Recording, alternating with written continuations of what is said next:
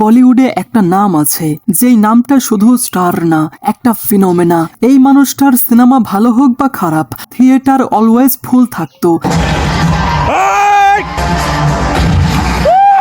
আর ঈদ মানেই ছিল তার সিনেমা। তার সিনেমা ছাড়া যেন ঈদ অসম্পূর্ণ। আর বক্স অফিসে ছিল শুধু তারই রাজত্ব। Yes guys, I am talking about Bollywood ভাইজান সালমান খান। स्वागत तो करो हमारा।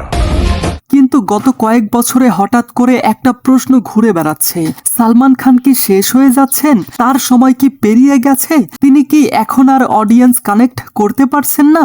আপনি কি বলছেন? তো গাইজ, আজকের এই ভিডিওতে আমরা চিৎকার করে কিছুই বলবো না। আমরা খুব ঠান্ডা মাথায় ফ্যাক্ট এবং রিয়ালিটি দিয়ে বুঝবো সালমান খান কি সত্যি ডিক্লাইন করছে, নাকি তিনি এখনো নিজের সব থেকে ভয়ঙ্কর ফেজে দাঁড়িয়ে আছেন। আপনি শুরু করেন। তবে তার আগে ইন্ট্রো। তো কেমন আছেন আপনি আর আপনার উনি? হাই, আমি জনি। চলুন শুরু করি।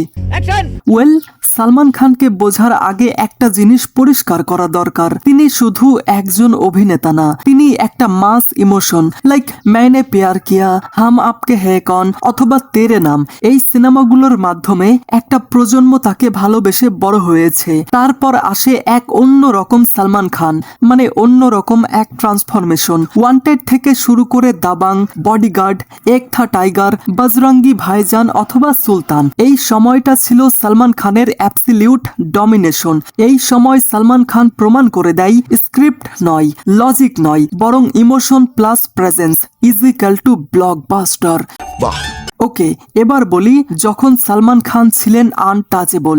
একটা সময় ছিল যখন সালমান খানকে কেউ প্রশ্ন করতো না। তার সিনেমা ভালো না হলেও ওপেনিং ডেতে একটা রেকর্ড গড়ত। ক্রিটিক্স যাই বলুক না কেন, অডিয়েন্স থিয়েটারে অবশ্যই যেত। তিনি তখন এমন একটা জায়গায় ছিলেন যেখানে বলা হতো Salman doesn't need cinema, cinema needs Salman.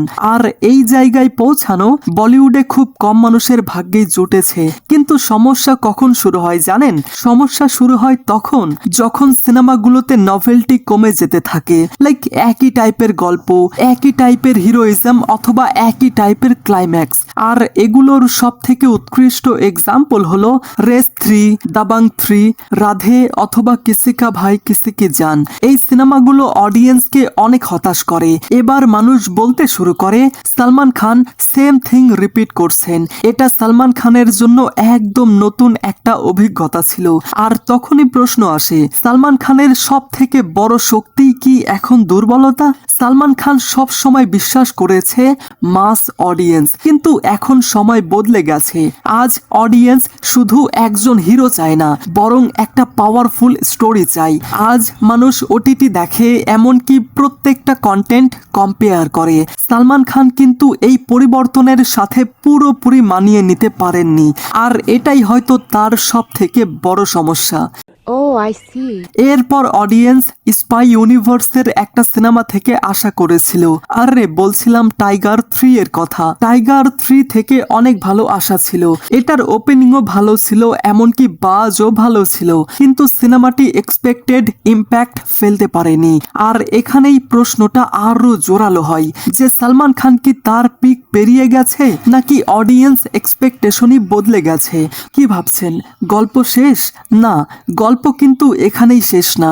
Salman খানের একটা জিনিস কেউ অস্বীকার করতে পারবে না, সেটা হচ্ছে তার স্ক্রিন প্রেজেন্স। আজও তিনি পর্দায় এলে অডিয়েন্স তাকিয়ে থাকে। তিনি এখনো সেই মানুষ যার এন্ট্রিতে থিয়েটার হাততালি দেয়। তাও সত্য। সমস্যা সালমান খান না, সমস্যা হলো তার স্ক্রিপ্ট চয়েস। ওকে, তো এবার বলা যাক সালমান খানের সব থেকে ভয়ঙ্কর ফেজ কি এখনো সামনে, মানে যেটা এখনো আমরা দেখিনি। তো হিস্টোরি দেখলে বোঝা যায় সালমান খান সব সময় কামব্যাক করেছে। এর আগে ওয়ান্টেডের আগে সবাই ভেবেছিল সালমান খান শেষ। তারপর কি হয়েছিল এটা আপনারা সবাই জানেন।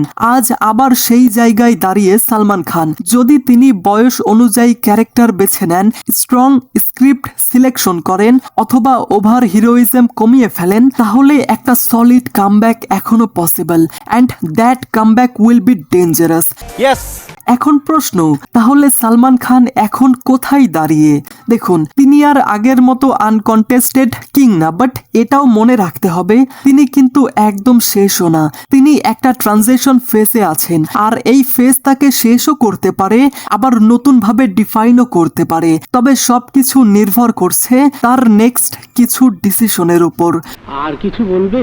ওভারঅল সালমান খান শুধু একজন সাধারণ স্টার না, তিনি একটা এরা, আর এরা কখনো শেষ হয় না। কিন্তু সময়ের সঙ্গে বদলাতে না পারলে সব থেকে বড় স্টারও অনেকটা পিছিয়ে পড়তে পারে। এখন প্রশ্ন আপনার কাছে, সালমান খান কি এখনো কামব্যাক করতে পারবে, নাকি তার রাজত্ব সত্যিই শেষ? আপনাদের যে কোনো মতামত অবশ্যই কমেন্টে জানিয়ে যাবেন। ঠিক আছে। Thanks for watching guys.